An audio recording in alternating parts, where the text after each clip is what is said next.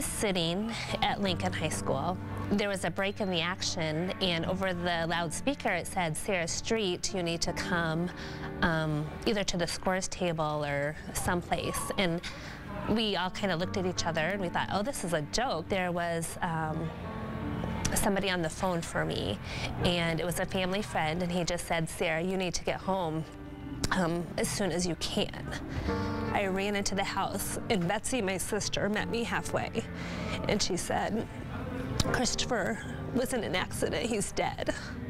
And I just remember running right past her, all the way into the house, all the way up to my parents' bed. And I just laid on my bed and I just cried and I said, "It can't be." I get to class, the teacher knows we're in there. He asked me, "Where's Chris?" Drove back out to the Highlander, and by the time we got back out there, it would have been maybe 15 minutes later. The scene was all blocked off, and there was probably 10 cop cars on the scene and 2 or 3 ambulances on the scene. And, at that point, we knew it was Chris. We got a phone call that a manager was coming to pick us up. Kevin Ralston used to be our head manager, called me and said, "Wade, you need to come to the arena right away.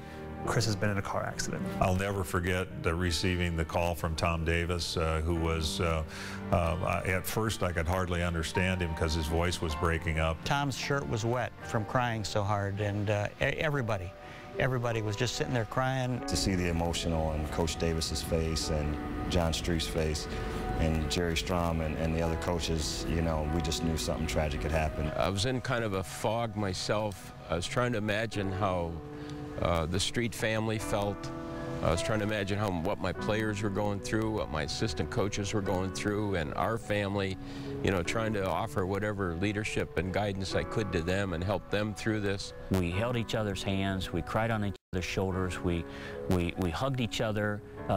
It was a sense of, we're going to get through this, but it hurts so much. I said, just, hey, I don't want you even thinking about basketball. I don't want you even thinking about the season. This is a time for other reflections and to do our best to honor Chris.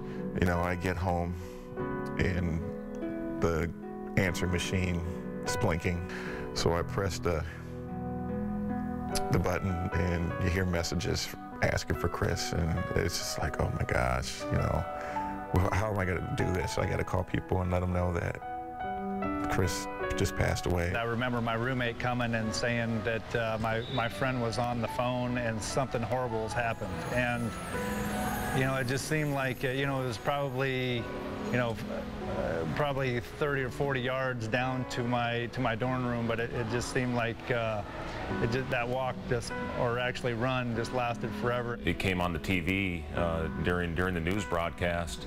And they talked about Chris was killed in a car accident, and it was a surreal moment. Dad answered the phone and immediately turned on the news, and certainly noticed that my dad's eyes started to well up with tears. Saw his picture flash up on TV, and I felt like something was wrong, and by the time I ended up getting back to my apartment, Coach Herron and the Southern coaching staff, they were there waiting for me to break the news. Mike Kelker, our head coach, said, "Everybody be quiet and turn up the radio."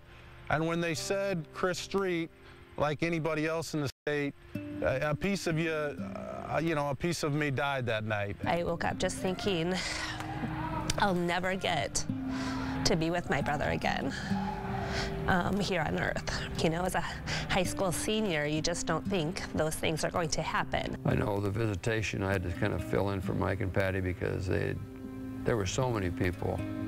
There were so many people there that they finally had to bow out because they just basically there was too much stress. We actually took a bus down to the funeral home the night before the funeral and went for the visitation. We, first of all, wanted to show our support to Chris and then to his family. As we were getting ready to leave the funeral home, our team just kind of huddled up in a circle, just put their arms around each other, and they were just trying to get through it. Get on the bus, and the first thing I think of is, I gotta wear his number. We need to do something. I mean, this is, you know, one of our brethren. You throw the rivalry aside, and you see the person and the relationships that we built with Chris, and really all of us had played with him at one time or another. Morgan Wheat was the first player to wear it. My junior year, that following season, I wore it. And then after that, Lauren Meyer wore it for a season. Then Clay Edwards, I believe, was the one after that. When that happened, I welled up because the respect that Iowa State had given him as a player and a person, it meant a lot. Tremendously classy, and I know we appreciate it. I know the family appreciated it. The funeral was a statewide event. It was a significant media event. There were 3,000 people at the ceremony. I was one of the pallbearers for the funeral, and of course I remember Paul Lusk and all the Hawkeyes. Sarah read an unbelievable speech the day of the funeral, and she was probably 17 at the time, and just powerful words. Dear Christopher number 40, I'm writing you my last goodbye for a while. I'll see you someday when I meet you in heaven. Why did it have to happen to you? You had so much going for you. You were all I could have asked for in a brother and more. You were always there for me when I needed you. You always supported me in everything, and you were the nicest guy. I have so many awesome memories of you and our family. I remember all the times we played basketball, football, wiffle ball, etc. You are my idol. You had it all: athletic talent, desire, heart, good looks, good friends, everything. I just can't believe that you'll never put your long, strong arms around me and give me that huge smile of yours ever again. I realize you went to a much better place than here on earth, but we'll miss you so much. You meant the world to our family. We'll never forget you as long as we live. When I look around, all I can think of is you and not being able to come home.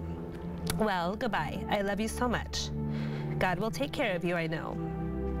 We'll try to be strong and look forward to the day when we meet you again. Love, Sarah, number 40. Coach gave us a few days off. We obviously had the funeral, and it was, you know, you guys need to focus on other things. We'll get back to basketball when we have to. The Michigan State game at Michigan State, that was the first game after Chris had died. And I just remember going to East Lansing and then physically and emotionally just burnt, stressed out. I look out on the court and, you know, just for a second you say there, you know, in your own mind there's Chris out there. You know, and he wasn't, but I thought I saw him out there. It looked pretty bleak in that game. We were down 18 points with 3.5 minutes to go. AC and Val made some plays. And then Val Barnes kept going down and just nailing three-pointers. Three, got it, yeah! He hit one that was so far out. It had to come from up above. It had to. Barnes, he's going to try to tie it. And he did! What a shot! What a shot! I mean, he was way out there. It was just insane. The comeback, I mean, we were ahead by a lot, and the comeback was incredible. Tied it in regulation, won it in overtime, and it just was amazing. Was there a sixth man on the court? I think, without question, there was that night. It was one of those games that was crushing to lose, and yet you caught yourself sitting there saying, if it's possible to have a rewarding loss, that one might be the most ultimate rewarding loss because it was way bigger than the game. The first home game back, we played Michigan, and this is back Fab Five heyday. Vitale had anointed those guys, and you know, I feel sorry for them in a sense because they walked into a buzzsaw. I don't know if Carver Hawkeye will ever reach that feat. I don't think we beat them by, 10 or 15, but it's just one of those games we had control of the whole game, and it was fun. We took the game ball over to Chris's parents and gave them the ball, and they were smiling and happy and crying at the same time, and we all were smiling, happy, and crying at the same time. It was very emotional.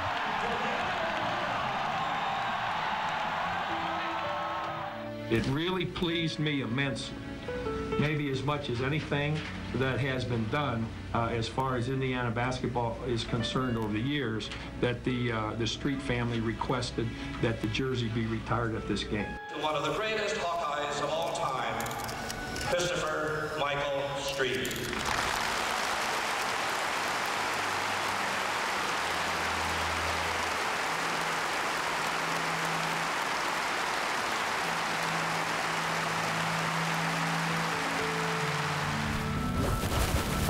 You know, as a mom, I love doing things for my kids, you know.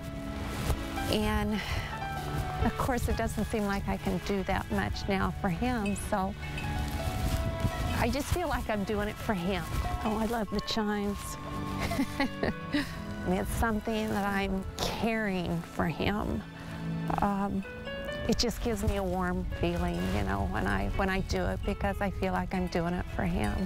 And I'll just come out and I'll just visit with him just a little bit. And you know, I know he isn't here. He's in heaven. But it's just kind of a place where you just can sit and get away from everything and then just talk to him. It's hard to keep your emotions in check because 20 years later, I think the pain is still there. And I think it will be there for a long time because you just know that this world lost a really tremendous person. You know, what he accomplished in those short 20 years was more than most people accomplished their whole life. And the people that he impacted was just way beyond, you know, imaginable. It's been 20 years, and the people that knew Chris, and whether it's teammates or fans or players from other schools, they still remember Chris. Every time I go to Iowa, I still look at his little plaque.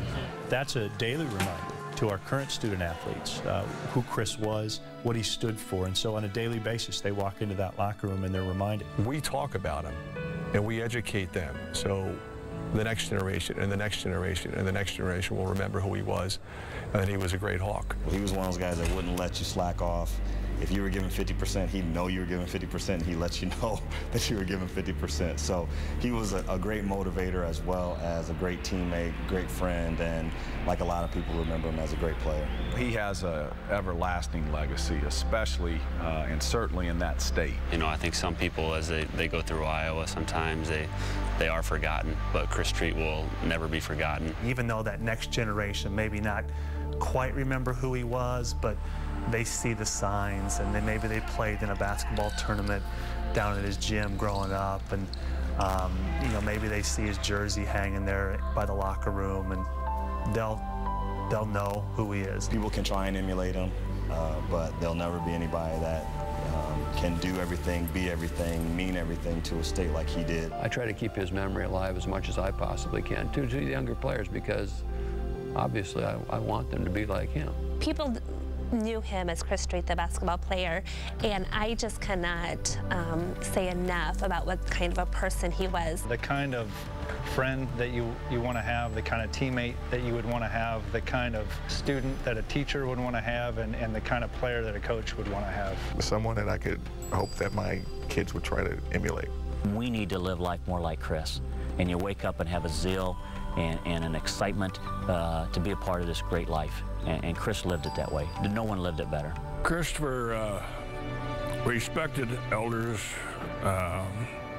enjoyed life, and lived it to the fullest. He set out his dreams, he set his goals, he worked hard for them, and he went after them. And he achieved. He finally got there. There's just so many times I just still wish that he was at the Thanksgiving table or the Christmas table, or just doing things as a family with us.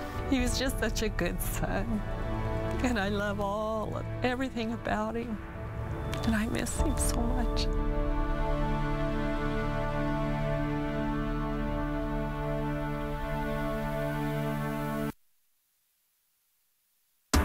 KCCI 8 Sports, Chris Street, 40 Forever, brought to you by Citywide Heating and Air Conditioning.